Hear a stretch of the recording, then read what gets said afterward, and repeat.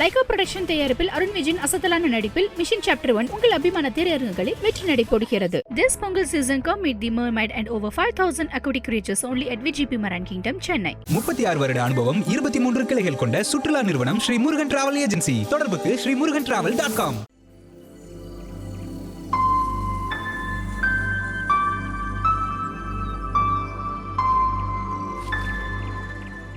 Pregnancy டைமில் பெண்கள் எடுத்துக்க வேண்டிய திரிபலா கஷாயம், பாவன பஞ்சாங்குல தைலம். So coming to post delivery.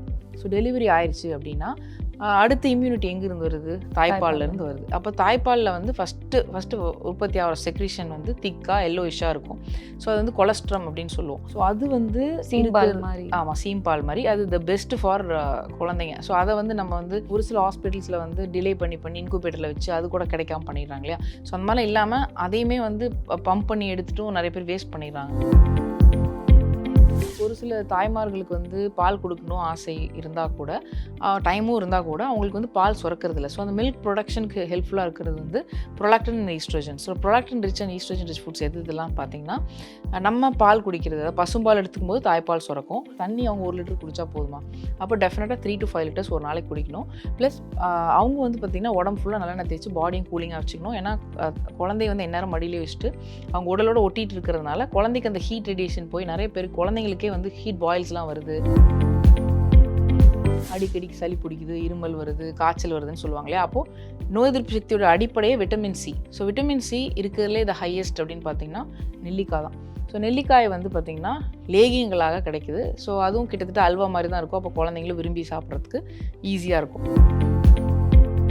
ஒரு சில குழந்தைகள் வந்து புஷ்டியாக இருக்க மாட்டேங்கிறாங்க, உடம்பே போட மாட்டுறாங்க, வளரவே மாட்டேங்கிறாங்க அப்படிலாம் சொல்லுவாங்க. ஸோ அதுக்கு வந்து தேற்றான் லேகியம், அதாவது உடம்பை தேற்றுவதற்குனே வந்து சித்த மருத்துவத்தில் தேற்றான் லேகியம் அப்படின்னு கிடைக்குது. ஸோ அந்த தேற்றாங்கொட்டையை வச்சு செஞ்ச அந்த லேகியத்தை ரெகுலர் பேசிஸில் காலையில் ஒரு நெல்லிக்காய் அளவுக்கு, நைட்டு ஒரு நெல்லிக்காய் அளவுக்கு சாப்பிட்டதுக்கப்புறம் கொடுத்துட்டு வந்தால் குழந்தைகளோட உடம்பு வந்து தேரும்.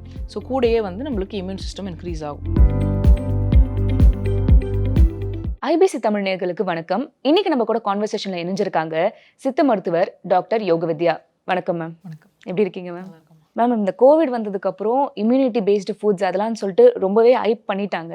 ஆனால் இப்போ இம்யூனிட்டின்றது இன்னுமே வந்து ஒரு கான்ட்ரவர்ஷியல் டாப்பிக்காக தான் இருக்குது. என்னன்னா நம்ம எல்லாமே நல்லா சாப்பிட்றோம், நல்லா குண்டாக இருக்கும், ஆனால் அப்படி இருந்தும் இம்யூனிட்டி இல்லை, அடிக்கடி ஜுரம் வருது அப்படின்னு சொல்கிறாங்க. இது கிட்ஸ்லேருந்தே பெரும்பாலும் பார்க்கப்படுது. அது என்னன்னு சொல்லிட்டு கிளியராக சொல்லுங்கள் மேம். பொதுவாக இம்யூனிட்டி அப்படிங்கிறது வந்து 2 வகையாக பார்க்கலாம். ஒன்று வந்து நமக்கு ஏதோ ஒரு கிருமி உள்ளே போயிடுச்சா, அதை எதிர்த்து எந்த அளவுக்கு நம்மளோட உடம்பு வந்து அதை அட்டாக் பண்ணி கிருமியை அழித்து நம்ம அதுலேருந்து மீண்டு வரோம் அப்படிங்கிறது, கிட்டத்தட்ட ஒரு எனிமீட்டிருந்து நம்ம டிஃபெண்ட் பண்ணி நம்ம அதுலேருந்து சக்ஸஸ் ஆகிறது அப்படிங்கிறத வச்சுக்கலாம். இன்னொரு செக்டரில் வந்து ஆட்டோ இம்யூனிட்டி, அதாவது ஆட்டோ இம்யூன் டிஸார்டர்ஸ் வந்து இன்றைக்கி நிறைய பேருக்கு இருக்குது. வெளியே போய் ஒரு கிருமி அட்டாக் பண்ணுறதுக்கு பதிலாக, ஒரு எனிமி அட்டாக் பண்ணுறதுக்கு பதிலாக நம்மளோட உடம்பு, அதாவது நம்ம தலையில் நம்மளே மண்ணவாரி போட்டுக்கிற மாதிரி நம்மளோட ஓன் செல்ஸை அதை அட்டாக் பண்ணி நிறைய விதமான நோய்கள் உருவெடுத்துட்டு இருக்கு. ஸோ இப்படி 2 வகையாக பார்க்கப்படுது இந்த இம்யூனிட்டி. ஸோ இந்த இம்யூனிட்டி வந்து ரொம்ப கம்மியாக இருக்குது அப்படிங்கிறவங்களுக்கு வந்து எளிதாக எந்த ஒரு கிருமி வேணாலும் நமக்கு வந்து உள்ளே போய் தொற்றிடும். ஒரு கூட்டத்தில் ஒரு 10 பேர் இருந்தாலும் ஒருத்தர் தும்புனாங்க அப்படின்னா 9 பேருக்கும் பரவறதில்லை. யாருக்கெல்லாம் இம்யூனிட்டி கம்மியாக இருக்கோ அவங்களுக்குலாம் அது டக்குன்னு எஃபெக்ட் ஆகுது அப்படின்னு சொல்லலாம். ஸோ ஃபர்ஸ்ட் ஆஃப் ஆல் ஒரு டிஃபெண்ட் மெக்கானிசமாக எந்த விதமான ஒரு கிருமியும் நமக்கு வந்து தாக்கவே கூடாது அப்படின்னா நம்மளோட இம்யூன் சிஸ்டத்தை இன்க்ரீஸ்டாக வச்சுக்கணும். ஸோ இப்போ இந்த இம்யூனிட்டியை இன்க்ரீஸ்டாக வச்சுக்கணும் அப்படின்னா ஆரம்ப நிலை எங்கே ஒரு கரு உருவாகுது அப்படின்னா அந்த இடத்துலேருந்தே நம்மளுக்கு அந்த நோய் எதிர்ப்பு சக்தி துவங்குதுன்னு அர்த்தம். ஸோ இந்த ஃபீட்டல் டெவலப்மெண்ட்டில் நமக்கு வந்து ஃபர்ஸ்ட் 3 monthsக்கு வந்து ஃபர்ஸ்ட் ட்ரைமஸ்டரில் வந்து பார்த்திங்கன்னா நம்மளோட நியூரல் டியூப்ஸு, ஸ்பைனல் கார்டு இதெல்லாமே வந்து உருவாகக்கூடிய ஒரு டைம். ஸோ அப்போ ஃபோலிக் ஆசிட் ரிச் ஃபுட்ஸாக வந்து தாய்மார்கள் எடுத்துக்கணும். அதே போல் செரிப்ரல் பால்சி சைல்டு இந்த மாதிரிலாம் இருந்துச்சுன்னா அதுக்கான ஒரு சில சிம்டம்லாம் சொல்லியிருக்காங்க. ஸோ ஒரு கருவே சரியாக உருவாகாமல் இருக்குது அப்படிங்கிற டைம்லேயே வந்து திரிபலா கஷாயம் ஒரு கருவுக்கே நல்லதுன்னு சொல்லியிருக்காங்க. ஸோ அப்போ திரிபலா கஷாயம் வந்து அவங்களோட ப்ரெக்னன்சி டைமில் ஆன் அண்ட் ஆஃப் வீக்லி ஒரு த்ரைஸாவது அவங்க வந்து மினிமலாக குடிச்சிட்டு வரும்போது உள்ள ஃபீட்டல் டெவலப்மெண்ட்டில் இருக்கக்கூடிய அப்பண்டிக்ஸோட ஸ்ட்ரக்சருக்கு அது வந்து ஹெல்ப்ஃபுல்லாக இருக்குது. அப்போ அப்பண்டிக்ஸ்லேருந்து தான் நம்ம எல்லாம் ஒட்டுக்குள்ள அது கட் பண்ணி தூக்கி போடுறோம்ல இப்போல்லாம். பட் அது வந்து ஃபீட்டல் டெவலப்மெண்ட்டில் ஒரு குழந்தையினுடைய இம்யூனிட்டிக்கு அது ஒரு காரணம். ஸோ அப்போது அதனுடைய ஒரு குடல் அந்த ஸ்ட்ரக்சர் இருக்கு இல்லையா, அந்த குடல் லைக் ஸ்ட்ரக்சருக்கே வந்து திரிபலா கஷாயம் ஹெல்ப்ஃபுல்லாக இருக்கிறதுனால ப்ரெக்னென்சி டைமில் திரிபலா கஷாயம் வந்து வாரத்தில் 3 தடவை அவங்க சேர்த்திக்கும் போது குழந்தை வந்து நல்லா நோய் எதிர்ப்பு சக்தியோட வளருது. அடுத்தது பாவன பஞ்சாங்குல தைலம். இந்த பாவன பஞ்சாங்குல தைலம் வந்து இன்னும் வரைக்குமே கவர்மெண்ட் ஹாஸ்பிட்டல்ஸ்லேயே அதாவது ப்ரெக்னென்சி டைமில் கொடுத்துட்டு இருக்காங்க இலவசமாக. ஸோ அதெல்லாம் வாங்கி பயன்பெற்றுக் கொள்ளலாம். இல்லை நார்மலாக நீங்கள் ப்ரைவேட்டில் வாங்கணும் அப்படின்னாலுமே கவர்மெண்ட் இம்காப்ஸ் பிராண்ட்லேயோ அல்லது நிறைய பிராண்ட்ஸ் இருக்குது. அதில் பாவன பஞ்சாங்குல தைலம் அப்படிங்கிறத நம்ம கருவுற்ற தாய்மார்கள் டெய்லி வந்து பார்த்திங்கன்னா 1 டீஸ்பூன் அளவுக்கு ஒரு 1/2 கிளாஸ் பாலில் லைட்டாக லூக் வார்மாக இருக்கும்போது அதை மிக்ஸ் பண்ணி குடிச்சிட்டு வந்தாங்க அப்படின்னா அவங்களுக்கு மோஷனும் ஃப்ரீயாக போகும், கர்ப்பப்பையுடைய சூடு தனியும், உள்ளே இருக்கக்கூடிய குழந்தை ஆரோக்கியமாக நோய் எதிர்ப்பு சக்தியோட நல்லா வளரும் அப்படின்னு சொல்லப்பட்டிருக்கு. ஸோ ப்ரெக்னென்சி டைமில் பெண்கள் எடுத்துக்க வேண்டிய திரிபலா கஷாயம், பாவன பஞ்சாங்குல தைலம். So coming to post delivery. So delivery ஆயிடுச்சு அப்படின்னா அடுத்த இம்யூனிட்டி எங்கேருந்து வருது? தாய்ப்பால்லேருந்து வருது. அப்போ தாய்ப்பாலில் வந்து ஃபஸ்ட்டு உற்பத்தி ஆகிற செக்ரீஷன் வந்து திக்காக எல்லோயிஷாக இருக்கும். ஸோ அது வந்து கொலஸ்ட்ரம் அப்படின்னு சொல்லுவோம். ஸோ அது வந்து ஆமாம், சீம்பால் மாதிரி அது த பெஸ்ட் ஃபார் குழந்தைங்க. ஸோ அதை வந்து நம்ம வந்து ஒரு சில ஹாஸ்பிட்டல்ஸில் வந்து டிலே பண்ணி இன்குபேட்டரில் வச்சு அது கூட கிடைக்காம பண்ணிடுறாங்க இல்லையா? ஸோ அந்த மாதிரிலாம் இல்லாமல் அதையுமே வந்து பம்ப் பண்ணி எடுத்துட்டும் நிறைய பேர் வேஸ்ட் பண்ணிடுறாங்க. அது வந்து ஒரு மாதிரி அழுக்கான பால் அப்படிலாம் கூட ஒரு சில மித் இருக்குது.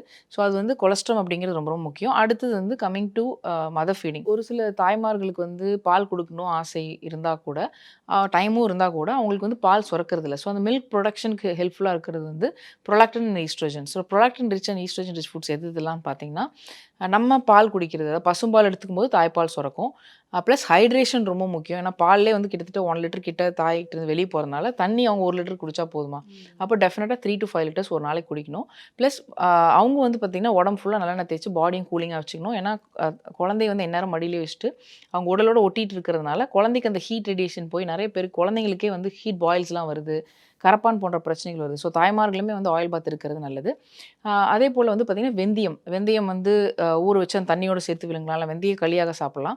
ஸோ வெந்தயம் ஏதோ ஒரு ஃபார்மெட்டில் நம்ம எடுக்கும்போது அதில் வந்து ப்ரொலாக்டின் ஈஸ்ட்ரோஜன் காம்பினேஷன் கரெக்டாக இருக்கிறதுனால அவங்களுக்கு மில்க் செக்ரேஷன் இன்டியூஸ் ஆகும்.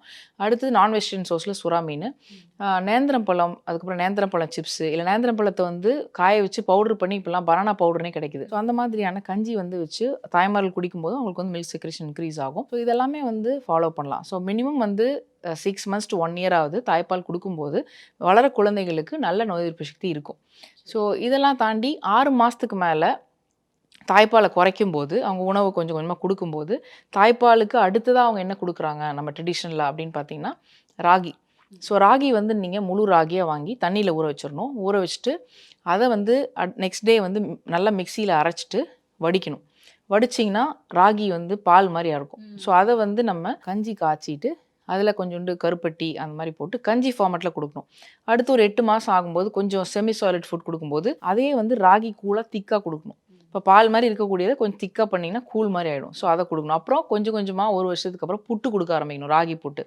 ஸோ ராகிலேருந்து நம்ம அப்படியே ஷிஃப்ட் ஆகும்போது சிறுதானியங்கள் அனைத்தையுமே வந்து நம்ம நல்லா லைட்டாக வறுத்துட்டு பொடி பண்ணி வச்சிட்டோம்னா அது வந்து பார்த்திங்கன்னா புட்டாகவோ அல்லது வந்து தோசையாகவோ இன்ஸ்டண்ட்டாக இப்போ வந்து குழந்தைங்களுக்கு வந்து எனக்கு செய்கிறதுக்கே டைம் இல்லை, அதனால் நான் வந்து மேகி கொடுத்தேன், இல்லை நான் வந்து ப்ரெட் போட்டு கொடுக்குறேன் அப்படின்னு சொல்கிறாங்க. பட் டைமே இல்லைனாலுமே இன்ஸ்டண்ட்டாக நம்ம அந்த மாவை வச்சு கஞ்சி காய்ச்சினாவே 5 minutes ஆகும். நாட் ஈவன் நூடுல்ஸ் பண்ணுற அளவுக்கு கூட டைம் ஆகாதுன்னு வச்சுக்கோங்களேன். ஸோ அந்த மாதிரி ஹெல்த்தியான ஃபுட். ஏன்னா இப்போலாம் நிறைய அந்த மில்கில் போட்டுருக்கு நிறைய ஆடு வந்துட்டுருக்கு இல்லையா? ஸோ அந்த மாதிரி ஹெல்த் ட்ரிங்க்ஸ் நல்லதுன்னு சொல்லி கொடுத்துட்ருக்காங்க. பட் உண்மையாக என்னென்னு பார்த்தீங்கன்னா அந்த மாதிரி ஹெல்த் ட்ரிங்க்ஸு நீங்கள் வந்து 1 வருஷம் வச்சுருந்தாலும் அது கட்டி தான் ஆகும். அது மோஸ்ட்லி வந்து மொலாஸ்ன்னு சொல்லுவோம். ஸோ அதுவும் சர்க்கரையும் கலந்து தான் வச்சுருக்காங்க. பட் நம்மளோட இந்த சத்து, இந்த ராகி கஞ்சி ஆகட்டும் அல்லது சத்து மாவு கஞ்சி ஆகட்டும், நான் சொன்ன மாதிரி மல்டி கிரெயின்ஸான மிக்சட் ஆகட்டும், இது எல்லாத்துலேயுமே வந்து பார்த்திங்கன்னா கட்டி ஆகாது. நாள் கணக்கில் வச்சுருந்தா என்ன ஆகும்? பூச்சி வரும். ஸோ ஒரு உயிரினம் தோன்றதுக்கு வந்து அந்த மாவு வந்து நமக்கு கண்ணிலே காமிக்குது. அப்போது ரீப்ரொடக்ஷனை வந்து உண்டு பண்ணுறதுக்கு இதெல்லாம் தான் நமக்கு ஆகாரம். இதில் வந்து ஒரு உயிராக தோன்றுச்சா? கட்டியே தான் ஆச்சு. ஸோ அந்த மாதிரி தான் இன்றைக்கி எல்லாருமே மலடாயிட்டு இருக்காங்க. சத்துள்ளதாக சாப்பிடாம எல்லாம் கட்டியாக ஆகிற மாதிரி கடைசியில் ஃபைப்ரேட் கட்டி தான் வருது. ஸோ இந்த மாதிரி ஹெல்த்தியான இதுக்கு ஷிஃப்ட் ஆகணும். அடுத்தது வந்து பார்த்திங்கன்னா இப்போ குழந்தை பிறந்தோடனே தாய்ப்பால் நமக்கு ஓரளவுக்கு இம்யூன் கொடுக்குது அப்படின்னு தெரியும். இது தாய்ப்பால் சுரக்காதவங்க கிராமப்புறங்களில் வந்து கழுதைப்பால் தேடி போவாங்க. அது உண்மை தான். சித்த மருத்துவத்துலேயும் தாய்ப்பாலுக்கு நிகராக சொல்லப்பட்ட ஒரு விஷயம் கழுதைப்பால். ஸோ அது கிடைக்காதவங்க என்ன பண்ணலாம் அப்படின்னு பார்த்தீங்கன்னா ஏதோ ஒரு மாட்டு பால்னு சொல்லுவாங்க. ஸோ பக்கத்தில் யாராவது பசுமாடு வளர்த்துனாங்கன்னா ஒரே மாட்டுலேருந்து வரக்கூடிய பாலை அன்றாடம் கொடுத்துட்டு வரலாம். ஸோ இயற்கையாக அவங்களோட நோய் எதிர்ப்பு சக்தி இன்க்ரீஸ் பண்ணுறதுக்கு அடுத்தது வந்து பார்த்திங்கன்னா உர மாத்திரை. ஸோ அந்த காலத்தில் வந்து வேம்பாகாரம் அப்படின்னு சொல்லி கொடுப்பாங்க குழந்தைங்களுக்கு. இப்போது 6 மாதத்துலேருந்தே. இப்போது 6 மாதத்துலேருந்து பார்த்திங்கன்னா வாரத்தில் 2 வாரத்துக்கு ஒரு தடவை, 15 நாளைக்கு ஒரு தடவை, மாதத்தில் 2 தடவை அப்படின்னு சொல்லிட்டு வேம்பாகாரம்னு சொல்லி கொடுப்பாங்க. இந்த வேம்பாகாரம் அப்படின்னு என்னென்னு பார்த்தீங்கன்னா ஜென்ரலாக வேப்பிலை. ஸோ வேப்பிலை அப்படிங்கிறது ஒரு கொழுந்தாக இப்போ துளிர் விடும்போது ஒரு கோல்டன் கலரில் இருக்கும். அந்த மாதிரி ஒரு 20 லீஃபு, அதுக்கப்புறம் ஒரு பல்லு பூண்டு, ஒரு 3 மிளகு. ஸோ இது எல்லாத்தையுமே வந்து நல்லா இடிச்சிட்டு சாறு எடுத்துட்டு தாய்ப்பாலோட மிக்ஸ் பண்ணி கிட்டத்தட்ட 6 மாதத்துலேருந்து 1 வயசு வரைக்கும் வந்து பார்த்திங்கன்னா ஒரு 5 ml, 1 வயசு தாண்டினவங்களுக்கு ஒரு 10 ml, அதாவது டபுள் த குவான்டிட்டி. இது வந்துட்டு நம்ம மாதத்தில் 2 தடவை கொடுக்கும்போது அவங்களுக்கு இம்யூன் சிஸ்டம் நல்லா இன்க்ரீஸ் ஆகும். ஏன்னு பார்த்தீங்கன்னா உள்ளே கொடுக்கும்போது அந்த வேப்பிலையில் இருக்கக்கூடிய அது எல்லாமே கிருமி நாசினி. அப்போ வயிற்றில் கூடிய பூச்சிகள் எல்லாமே இறந்துரும். ஸோ எல்லாமே வந்து பார்த்திங்கன்னா gut health is the root for all ஹெல்த்னு சொல்லுவாங்க. ஸோ கட் ஹெல்த் வந்து எங்கே பாதிக்கப்படுதோ அங்கே தான் நோய். இன்ஃபேக்ட் நமக்கு தோன்றக்கூடிய கபமாகட்டும், மார்பகத்தில் தங்கியிருக்கக்கூடிய சளி ஆகட்டும், அது மார்பகத்தில் தோன்றுவது கிடையாது. நம்ம உணவு குடல்களில் தோன்றி அது தங்கி வாழும் இடம் தான் நெஞ்சு பகுதி. அப்படிங்கும்போது குடல் சுக்தி அப்படிங்கிறதோ அல்லது இந்த மாதிரியான வேம்பாகாரம் எடுக்கும்போது உங்களுக்கு குடல் சுத்தமாகும்போது கபமே ஃபார்ம் ஆகாது. ஸோ இதை வந்து கிராமப்புறங்களில் கொடுத்துருவாங்க. இப்போ கூட சமீபத்தில் ஒரு பேஷண்ட் வரும்போது சொன்னாங்க, இந்த மாதிரி நான் என் பொண்ணு கொடுத்துட்டு இருந்தேன், இதெல்லாம் என் பொண்ணு இப்போ நல்லா இருக்குது, ஆனால் என் பொண்ணு சிட்டிக்கு போனதுக்கப்புறம் என் பேரனுக்கு அது கொடுக்காம இன்றைக்கி இத்தனை பிரச்சனை வருது, சொன்னால் கேட்க மாட்டேங்கிறா அப்படின்லாம் சொல்லுவாங்க. அவங்கள கேட்டால் எங்கே போய் நான் வேப்பிலையை தேடுறது அப்படின்னு சொல்கிறாங்க சிட்டியில். ஸோ இந்த மாதிரியான கன்ஃபியூஷன்ஸில் இருக்கிற போது நமக்கு சித்த மருத்துவத்தில் உர மாத்திரை அப்படின்னு சொல்லி கிடைக்குது. ஸோ அந்த காலத்தில் கிராமங்கள்லேயும் நாட்டு மருத்துவத்தை ஃபாலோ பண்ணிகிட்டு இருந்தவங்க எல்லாருமே வந்து ஜாதிக்காய், மாசிக்காய், வசம்பு, மிளகு, சுக்கு இது எல்லாத்தையும் ஒரு உரசி கொடுப்பாங்க. அதனால் அது பேர் உரை மாத்திரை. உரைச்சி அந்த சாந்து எடுத்து அவங்களுக்கு வந்து தாய்ப்பால் எல்லாம் தேனில் கலந்து குழந்தைங்களுக்கு வந்து நாக்கில் தடவுவாங்க. ஸோ இது வந்துட்டு இப்போது ஒரே மாத்திரையாக சித்த மருத்துவத்தில் ஒரு மருந்தே இருக்குது. ஸோ அந்த மாத்திரையை வந்து நீங்கள் டெய்லியும் வந்து 6 மாதத்துக்கு உட்பட்டவங்களாக இருந்தால் 2 மாத்திரை, 6 மாதத்துக்கு மேலே ஆயிடுச்சு குழந்தைங்களுக்கு அப்படின்னா 4 மாத்திரை வரைக்கும் பொடி பண்ணிவிட்டு தாய்ப்பால்லே மிக்ஸ் பண்ணி அவங்களுக்கு குழச்சி கொடுத்துட்டு வந்தாங்கன்னாவே இம்யூன் சிஸ்டம் நல்லா இன்க்ரீஸ் ஆகும். ஸோ இதெல்லாம் கொடுத்துட்டே வந்துட்டேன், என் குழந்தை வந்து 1 வயசு 2 வயசு ஆயிடுச்சு அப்படிங்கிற பட்சத்தில் அவங்களுக்கு வந்து அடுத்தது வந்து இம்யூன் சிஸ்டத்துக்கு பெஸ்ட் அப்படின்னு பார்த்தீங்கன்னா நெல்லிக்காய். ஸோ ஏன்னா அந்த டைமில் வந்து அவங்களுக்கு அடிக்கடி சளி பிடிக்குது, இருமல் வருது, காய்ச்சல் வருதுன்னு சொல்லுவாங்க இல்லையா. அப்போது நோய் எதிர்ப்பு சக்தியோட அடிப்படையே vitamin C. So vitamin C இருக்கிறதுலே த ஹையஸ்ட் அப்படின்னு பார்த்தீங்கன்னா நெல்லிக்காய் தான். ஸோ நெல்லிக்காய் வந்து பார்த்திங்கன்னா லேகியங்களாக கிடைக்குது. ஸோ அதுவும் கிட்டத்தட்ட அல்வா மாதிரி தான் இருக்கும். அப்போ குழந்தைங்களும் விரும்பி சாப்பிட்றதுக்கு ஈஸியாக இருக்கும். ஸோ இதை வந்து அவங்க ஃபாலோ பண்ணலாம். ஒரு சில குழந்தைகள் வந்து புஷ்டியாக இருக்க மாட்டேங்கிறாங்க, உடம்பே போட மாட்டுறாங்க, வளரவே மாட்டேங்கிறாங்க அப்படிலாம் சொல்லுவாங்க. ஸோ அதுக்கு வந்து தேற்றான் லேகியம், அதாவது உடம்பை தேற்றுவதற்குனே வந்து சித்த மருத்துவத்தில் தேற்றான் லேகியம் அப்படின்னு கிடைக்கிது. ஸோ அந்த தேற்றாங்கொட்டையை வச்சு செஞ்ச அந்த லேகியத்தை ரெகுலர் பேசிஸில் காலையில் ஒரு நெல்லிக்காய் அளவுக்கு, நைட்டு ஒரு நெல்லிக்காய் அளவுக்கு சாப்பிட்டதுக்கப்புறம் கொடுத்துட்டு வந்தால் குழந்தைகளோட உடம்பு வந்து தேரும். ஸோ கூடயே வந்து நம்மளுக்கு இம்யூன் சிஸ்டம் இன்க்ரீஸ் ஆகும். இது இல்லாமல் நம்மளோட உணவு முறையில் ஜென்ரலாக வந்து ஏதோ ஒரு ஹெல்த்தி பிரேக்ஃபாஸ்ட் சொல்லுங்கள், நான் என் குழந்தைக்கு வந்து செஞ்சு கொடுக்கும்போது ஆரோக்கியமாக இருப்பாங்க அப்படின்னு சொல்லுவாங்க. ஸோ அதுக்கு வந்து பார்த்திங்கன்னா த பெஸ்ட் வந்து பஞ்சமுஷ்டி கஞ்சி. ஸோ இந்த பஞ்சமுஷ்டி கஞ்சி அப்படிங்கிறது வந்து ஜென்ரலாக சித்தாவோட ஐபி பேஷண்ட்ஸ்க்கே வந்து கொடுக்கப்படுற ஒரு கஞ்சி தான். ஸோ இதில் வந்து 5 விதமான நார்மலாக நம்ம சாப்பிடக்கூடிய உணவு தான். பார்த்திங்கன்னா பச்சரிசி, அதுக்கப்புறம் உளுந்து, துவரம்பருப்பு, கடலைப்பருப்பு, பச்சைப்பயிறு, இது எல்லாமே வந்து ஈக்குவல் ப்ரொப்போர்ஷனில் லைட்டாக இளம் வறுப்பாக வறுத்துட்டு பொடி பண்ணி வச்சுட்டாங்க அப்படின்னாவே அவங்களுக்கு வந்து கஞ்சி காலையில் எழுந்திரிச்சு தண்ணியில் கரைச்சி விட்டுட்டு அடுப்பில் வச்சு காய்ச்சறதுக்கு 5 மினிட்ஸ் கூட ஆகாது. இதை ஹெல்த்தியான ஒரு பிரேக்ஃபாஸ்ட்டாக ரெகுலராக குழந்தைங்களுக்கு கொடுத்தாலே அவங்களோட இம்யூன் சிஸ்டம் நல்லா இன்க்ரீஸ் ஆகுது. அதே போல் வந்து பார்த்திங்கன்னா உடம்பும் வந்து பார்த்திங்கன்னா தேவையான அளவுக்கு போன் டென்சிட்டி, ஏன்னா உளுந்தெல்லாம் rich in calcium, so protein எல்லாமே உங்களுக்கு அது கம்பைண்டாக வந்துடும். இதில் கொஞ்சம் சுவை ஊட்டுறதுக்கு ஜீரகத்தையும் நீங்கள் லைட்டாக வறுத்துட்டு போட்டுக்கலாம்.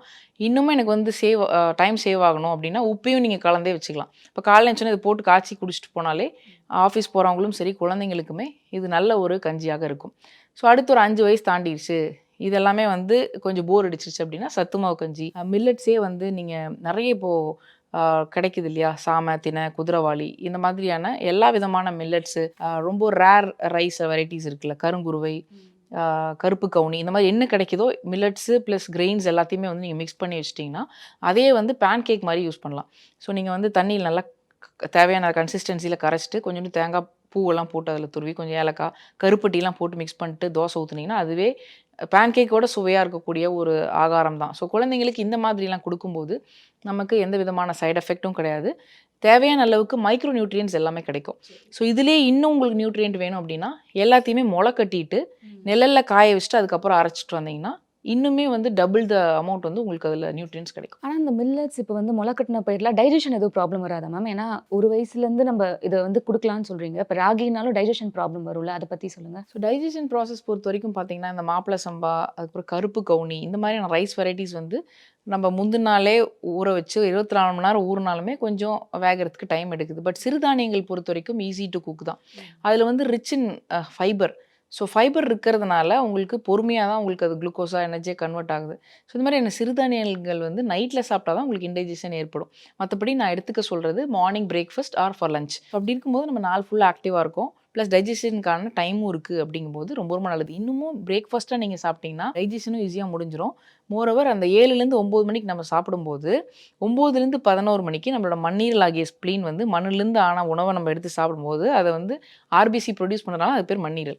ஸோ அந்த மண்ணீரல் வந்து இயங்கி நம்மளோட சிவப்பு ரத்த அணுக்கள் அதிகப்படுத்தும் போது ஆட்டோமேட்டிக்காக அனீமியா, அந்த ரத்த சோகை போன்ற பிரச்சனைகள்லாம் இருக்காது. அப்படிங்கிறதுனால சிறுதானியங்கள் ஆகட்டும் அல்லது நம்மளோட ட்ரெடிஷ்னல் ரைஸ் வெரைட்டிஸ் ஆகட்டும், இது எல்லாமே வந்து மார்னிங் பிரேக்ஃபாஸ்ட்டுக்கு நல்லது. அதனால் மோரோவர் நம்ம ஸ்ப்ரவுட்ஸ் பண்ணிட்டோம் அப்படின்னா அதிலிருந்து இருக்கக்கூடிய காற்று, கேஸ், இப்போ நிறைய பேர் வந்து பார்த்திங்கன்னா எனக்கு வந்து கேஸ் ஃபார்ம் ஆகுதுன்னு சொல்லுவாங்க இந்த மாதிரியான வெரைட்டி சாப்பிடும்போது. ஸோ அப்போ முளை கட்டுனதுக்கு அப்புறமா அந்த உள்ள இருக்கக்கூடிய காற்றை யூட்டிலைஸ் பண்ணி தான் அந்த ஸ்ப்ரவுட் வெளியே வருது. அப்போது கேஸ் ஃபார்ம் ஆகாது. இன்னொன்று நம்ம நிழலில் தான் உலர்த்துறோம். வெயிலில் உலர்த்தினா அதனோட சத்துக்கள் வந்து கொஞ்சம் கம்மியாயிடும். ஸோ நிழலில் உலர்த்தி அதை வந்து கொஞ்சம் சன் ஷேடில் வச்சு கூட உலர்த்திக்கலாம். விட்டமின் டியும் கிடைக்கும். பட் அது நல்லா பவுட்ரு பண்ணதுக்கு அப்புறமா ஈஸியாக வெந்துடும். இப்போ நம்ம முழுசாக இருந்தால் தான் வேகிறது கஷ்டம். பட் நம்ம பவுட்ரு பண்ணிவிட்டு கஞ்சியை காய்ச்சும் போது குக்கிங் டைமும் கம்மியாகும். ஸோ அப்போது ஃபாஸ்ட்டான லைஃப் ஸ்டைலில் நம்ம ஓடினா கூட ஈஸியாக சமைச்சு சாப்பிடலாம். ஒரு விவரமான ஒரு விளக்கத்தை கொடுத்துட்டீங்க. அதாவது கன்சீவ் ஆனதுலேருந்து ஒரு 5 வயசு வரைக்குமே வந்து கரெக்டாக ஒரு ஷெட்யூல் மாதிரி பண்ணியாச்சு. இவ்வளோ நேரம் என் கேள்விக்கு ரொம்ப பொறுமையாக பதில் சொல்லிட்டு இருந்தீங்க. ரொம்ப நன்றி மேம். வணக்கம். லைகா ப்ரொடக்ஷன் தயாரிப்பில் அருண் விஜயின் அசத்தலான நடிப்பில் மிஷன் சாப்டர் 1 உங்கள் அபிமான திரையரங்குகளில் வெற்றி நடை போடுகிறது. This Pongal season come meet the mermaid and over 5,000 aquatic creatures only at VGP Maran Kingdom, Chennai. 36 வருட அனுபவம், 23 கிளைகள் கொண்ட சுற்றுலா நிறுவனம் ஸ்ரீ முருகன் டிராவல் ஏஜென்சி. தொடர்புக்கு sreemurugantravel.com.